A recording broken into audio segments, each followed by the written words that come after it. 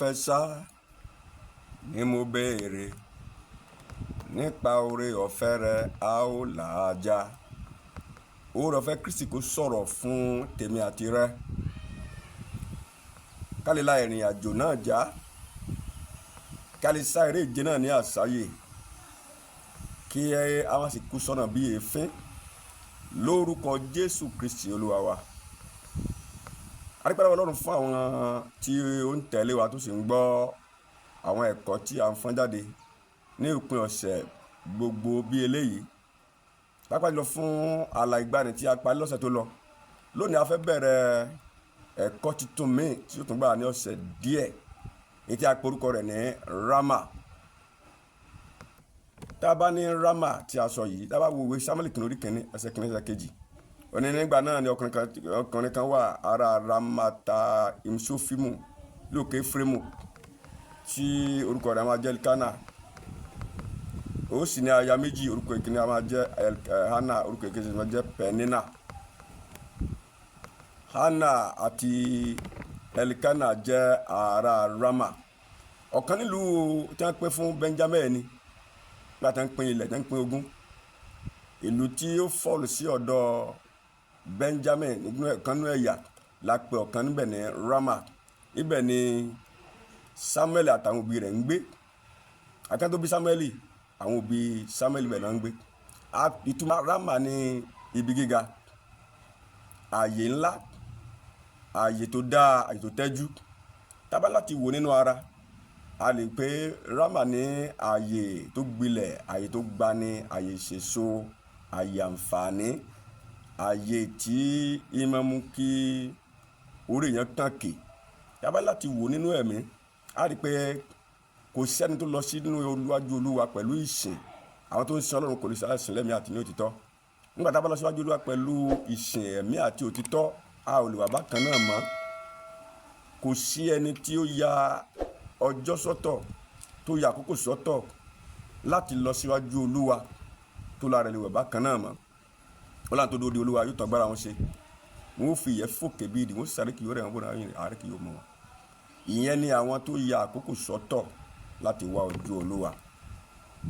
Kókó ọ̀rọ̀ náà ni wípé nígbà tí a bá parí ìsìn wa, nígbà tí a bá ń padà sí, tẹ́ bá wo Sámúẹ́lì kìíní orí kìíní ẹsẹ̀ 10, níbẹ̀ ni Hánà ti wá ojú Olúwa nígbà tó wà ní Sílò. Ó gbàdúà, ó fẹ́ kún kíkorò gbàdúà, ó fi tara gbàdúà, ó wá ojú Olúwa. Olúwa, ìgbé ayé òun gbọ́dọ̀ yí padà, òun gbọ́dọ̀ jẹ́ àgànmọ́. Oríṣiríṣi ẹ̀bẹ̀ ló tú payá sí Ọlọ́run, ibi tá à ń lọ kọ́ yẹn. Ṣùgbọ́n kókó ni wípé tẹ́ bá wo ẹsẹ̀ 19 Sámúẹ́lì kìíní orí kìíní yẹn ẹsẹ̀ 19. Ó ní wọ́n sì dìde ní kùtùkùtù òwúrọ̀, wọ́n wọlé sin Olúwa. Wọ́n sì padà wá sí ilé wọn ní Rama, ẹ̀ríkẹ́ náà sì máa ya rẹ̀. Ìyẹn ni pé wọ́n ti jọ́sìn fún Olúwa ní Sílò. Ìsìn wa tẹ̀síwájú ní Rama. Ọ̀pọ̀lọpọ̀ àwọn èèyàn lónìí yìí tí wọ́n bá lọ síwájú Olúwa, níbi tí ìsìn parí sí nìyẹn. Nínú ibi tí wọ́n ti jọ́sìn yẹn, bóyá òkè àdúrà ni wọ́n lọ ní ibi tó parí sí nìyẹn. Bóyá inú ilé Ọlọ́run ni wọ́n lọ ní ibi tí wọ́n parí sí nìyẹn. Tẹ́ bá yan àwẹ̀ àbí ìṣòro fún àbí ètò kan pàtó fún wọn, ibi tó parí sí náà nìyẹn. Ọ̀pọ̀lọpọ̀ náà la ní lónìí tó yẹ pé tí wọ́n bá gba àwẹ̀ 30 ọjọ́, àwẹ̀ 30 oṣù, níbi tí wọ́n bá lè gbà tán rọ́jú gbà tán báyìí, kò sí yàtọ̀ kankan pẹ̀lú ìgbé ayé tí wọ́n ń gbé tẹ́lẹ̀ mọ́. Ìyẹn ni pé nígbà tá a bá lọ síwájú Olúwa, tọ́lọ́run bá fọwọ́ kàn wá, tá a rí ìyípadà, tá a fọwọ́ kàn wá, tí a kún wa, tí Ọlọ́run yí nǹkan kan padà tó fọwọ́ kàn ayé wa. Kí ló dé tí a wá padà sílé látún bàbá kan náà?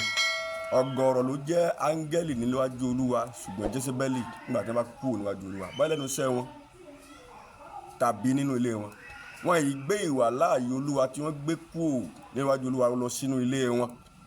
Ọ̀pọ̀lọpọ̀ àwọn nǹkan níbẹ̀ nílé wa lónìí tí yóò pè fún ìwà láàyè Olúwa.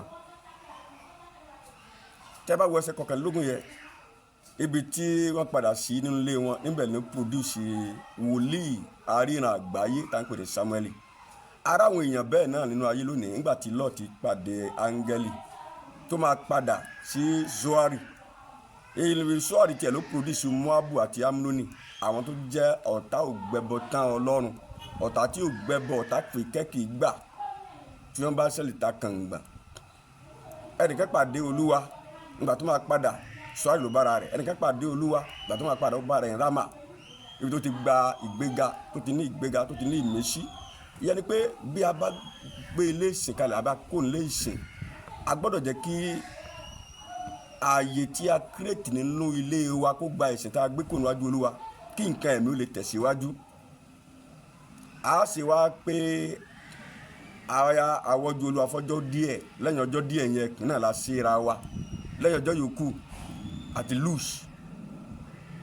So ilé wa gbọ́dọ̀ wà conducive enough kó lè gba ìsìn Ọlọ́run, kó lè jẹ́ ààyè táwọn áńgẹ́lì ó máa bẹ̀wò bá a bá ní pẹpẹ nínú Ọlọ́run tá a lọ bá láti gbàdúrà tá a fi sìn.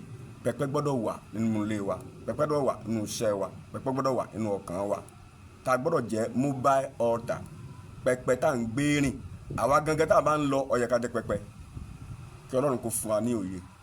A máa tẹ̀síwájú ní ọ̀sẹ̀ tí ń bọ̀, ṣùgbọ́n bí ilé ìsìn ọba níbàjẹ́, ṣé ìsìn ọba jẹ́ nígbà tá a bá padà sílé, nígbà tá a máa sọmọ Ọlọ́run níwájú Olúwa, nígbà tá a délé, kí ni wọ́n ń pè wá, kí ni wọ́n mọ̀ wá sí. Ìyá ìjọ ni wá, bàbá ìjọ ni wá, oníwàásù ni wá níwájú Olúwa. Bàbá kó ń bẹ̀ tán, ṣáì tún àtúngbé àwọ̀ míì wọ̀ kó lọ akóran kọ̀ọ̀kan lọ́wọ́ tó ń gbọ́ wa. Bàbá pàdé ní ọ̀sẹ̀ tó ń bọ̀, a ó tẹ̀síwájú lórí abala ẹ̀kọ́ mi ní láì ẹ̀kọ́ ìkan náà.